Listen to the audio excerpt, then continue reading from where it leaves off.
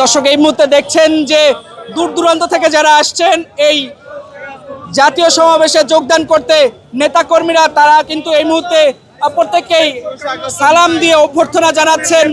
এই মুহূর্তে দেখছেন আমরা এই মুহূর্তে আপনাদের সেই আনন্দ ঘন চিত্র দেখানোর চেষ্টা করছি। দেখতে পাচ্ছেন ঠিক এই মুহূর্তে সড়কে দাঁড়িয়ে যারা আসলে এই সোহরাওয়ার্দী উদ্যানের দিকে যাচ্ছেন, যারা পদযাত্রা প্রত্যেককে কিন্তু এই মুহূর্তে সালাম দিয়ে অভ্যর্থনা জানা হচ্ছে এবং এই মুহূর্তে আপনাদের দেখানোর চেষ্টা করছি।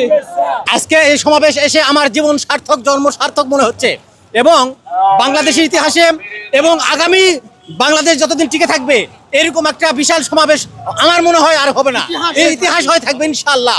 আমরা আজকের সকলে নওগাঁবাসীর পক্ষ থেকে আজকের সমাবেশের সফলতা এবং সার্থকতা কামনা করছি। সকলে যেন আবার সুস্বাস্থ্যভাবে সুন্দরভাবে তাদের বাসায় ফিরে যেতে পারে এই তৌফিক কামনা করছি।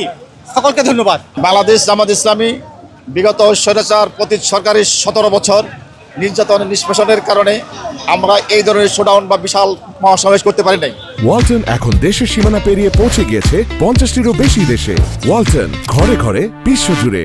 আজকে এই বাংলাদেশের রাজধানী ঢাকাতে লক্ষ লক্ষ লোকে ভরপুর হয়ে যাবে, যেটা কোনো রাজনৈতিক দল এত বড় সমাবেশ করা সক্ষম হয় না ইতিপূর্বে এবং আগামীতে হবে কিনা আমার সন্দেহ রয়েছে।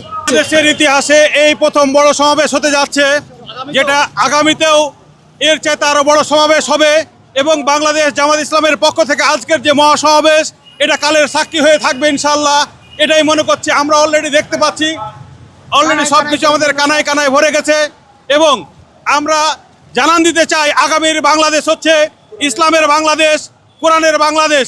শিবিরের সমাবেশ আলেম ওলামার সমাবেশ, সারা বাংলার সমাবেশ আছে নাকি রে?